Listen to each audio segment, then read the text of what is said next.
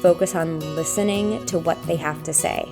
Have an outline, but let the conversation be natural and informal. Hello, and welcome back to the Blissful Mompreneur podcast. I'm your host, Christina Hall, and I am so grateful you are here today. I am on a mission to help mompreneurs or female entrepreneurs who hope to be moms in the future systemize and scale their businesses to beat overwhelm and reclaim their time. Join me each week as I dive into actionable strategies and inspiring stories to support you on your journey to entrepreneurial success and work-life balance. Last week, we covered the first stage of the hiring funnel, which included defining the role, crafting a compelling job description, creating the application, and getting the word out. Today, we'll dive into the next stage, setting up and conducting interviews. If you missed last week's episode, I recommend pausing this one and catching up as this episode builds on the content in the last episode. All right, let's dive in. Once you've posted the job, you'll receive a number of responses. Here are some key factors to consider when reviewing the applicants. Skills and qualifications. Do they have relevant degrees, certifications, or specialized training? Experience. Is their past experience similar to the role you need to fill? Response quality. Are their answers complete and free of grammatical errors? Cultural fit. Do they seem aligned with your company's culture and values? If a candidate seems like a good fit, invite them in for an interview. If after 3 to 4 weeks of advertising, you don't find any suitable candidates, it could be one of two things. You may need to revisit and refine the job description and application, or you may need to get more eyes on the posting.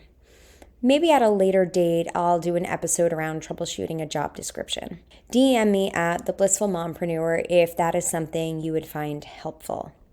Anyway, I cannot stress this enough. Do not invite unqualified candidates in for an interview. It's a waste of your time and their time.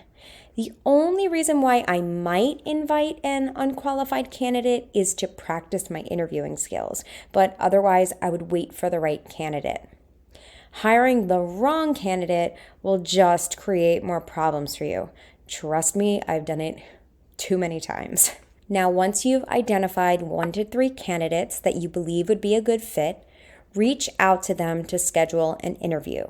My preferred form of contact is email, but you could do this over the phone or send a text message. I send them an email that reads like this. Subject, thank you for applying, invitation for a Zoom interview. Hi, insert name. Thank you for applying for the available voice and piano teacher position at our studio. Your application stood out, and I thoroughly enjoyed reading your responses. I believe you would be a great fit for our team. Are you available for a Zoom interview? And then insert the date. It would be a pleasure to connect with you and discuss this further.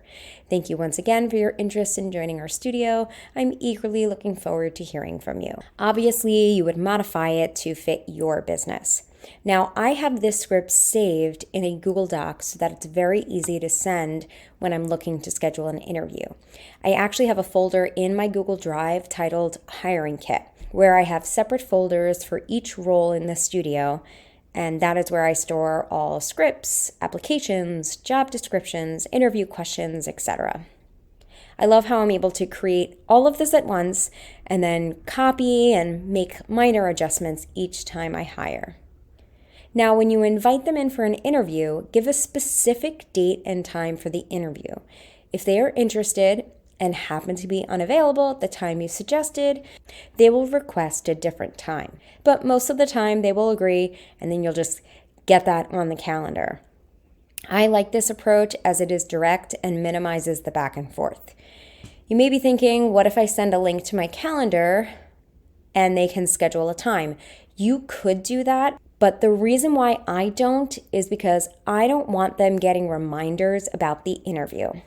Let me explain. When I'm hiring, I want to ensure that the person is reliable. I don't want someone who needs a reminder about every little thing. So by avoiding sending a calendar link, I am almost testing them to see if they can remember an appointment. All right, now getting back to setting up the interview, once they confirm the date and time works for them, then I will reply confirming the interview along with the link to the Zoom meeting. I personally love doing the virtual interview first. It's convenient, and if the candidate doesn't show up, I don't feel like I wasted any time traveling. But you do what's most comfortable for you. I happen to work from home mostly, so Zoom is just extremely convenient. Now, I recommend getting back to candidates in a timely manner because this is when they are most excited. I try to send the invite email within 1 to 3 days of receiving their application. In the past, I used to wait weeks, and I did not have as much success. Many times, candidates would either lose interest or they would have already accepted a position somewhere else. Now, how to prepare for the interview. I have a list of interview questions for each position in my business. Some of my favorite questions are, what inspired you to apply for this position? In your prior work experience, what was a highlight? When did you decide to become a insert role? Be sure to include position-specific questions. For example, when I interview potential teachers, I ask about their teaching philosophy, how they would handle a difficult student, how they would communicate with a parent, etc. For inspiration, you can enter the following prompt into ChatGPT. You are an expert recruitment specialist with impeccable attention to detail. I am interviewing candidates for the following position. Please provide me with 25 interview questions to ensure I choose the best candidate for the position. Then copy and paste the job description. ChatGPT will provide you with a number of ideas. Aim for about 15 questions and put them in a Google Doc.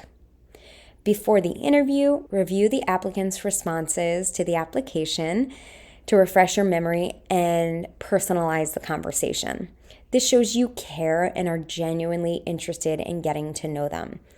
As a side note, I remember years ago when I would go in for interviews, when the person interviewing me would ask me basically all the questions that I already had put in my cover letter or was on my resume or in my application. It just made me feel like they didn't really care and they didn't really prioritize getting to know me. At the start of the interview, I welcome them and thank you for meeting with me. Keep in mind the applicant will likely be nervous, so I try to do everything I can to make them feel comfortable, which includes smiling, a warm greeting, making eye contact. My overall demeanor is warm and friendly. And I actually have had applicants say to me, they were so nervous going into the interview, but I was so kind and really prioritized making them feel comfortable that they were immediately put at ease. So I just think creating that warm and friendly environment can really go a long way in making them feel comfortable, but then also make it so that you can get a more accurate picture as to the type of person they are and if they really would be a good fit for your business. Then I will outline the interview, which is basically, I want this to be very relaxed and conversational so that I can get to know you and you can learn about our studio to see if it is a good fit. I will ask you a series of questions, but if you think of anything you want to ask along the way, do not hesitate to ask. All right, let's begin. Then I go through the questions. Early on in my hiring journey, I found that I was so nervous that when they were responding to questions, I wasn't even listening. I was focusing on the next question I wanted to ask. I encourage you to focus on listening to what they have to say. If something isn't clear, ask for clarification. Sometimes their response will inspire another question. Have an outline, but let the conversation be natural and informal. I believe this is how you really get to know someone. I try to keep the interview to about 20 to 30 minutes, but I have had interviews go as long as 60 minutes. It really depends on the candidate and the position. As we wrap up, I ask them if they have any questions for me and tell them the next steps. I might say something like, I have additional interviews scheduled over the next couple weeks, and I will be in touch with the next step after completing all the interviews. When I hire teachers, the next round is typically a demo lesson. I like to see them working with the student before making my final decision. Depending on the position you are trying to fill, you may need a second or third interview. Perhaps other people in the business will be involved in later interviews.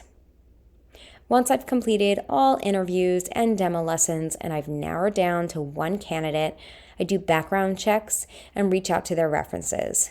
For years, I did not contact references, and this was a huge mistake. Speaking with references helps you confirm that there aren't any red flags. Once I speak with their references and complete their background checks, I offer them the position, which is what we will cover in next week's episode. I will also share best practices for onboarding and training the new hire so they feel welcome and set up for success. Now, I always like to make these episodes actionable. If you're not currently hiring, I would still write your interview email script and work on your interview questions so you have everything you need when you are ready to hire. Also, get clear on the steps you want the candidate to take. After the initial interview, do you want them to do a second interview? Do you want them to do some sort of assessment or demo? Do this now while everything is fresh in your mind. You'll be so glad you did. If you have any questions about hiring or business in general, DM me on Instagram at The Blissful Mompreneur. I would love to help in any way that I can. Thank you so much for tuning in to today's episode of the Blissful Mompreneur podcast. I hope you found the episode valuable and inspiring.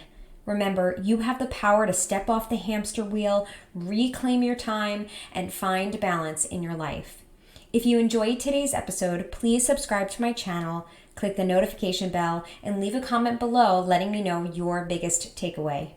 Your feedback helps me continue to provide valuable content to mompreneurs like you. Until next time, keep pursuing your dreams, finding joy in the journey, and creating a life and business you love. Take care, and I'll see you in the next video.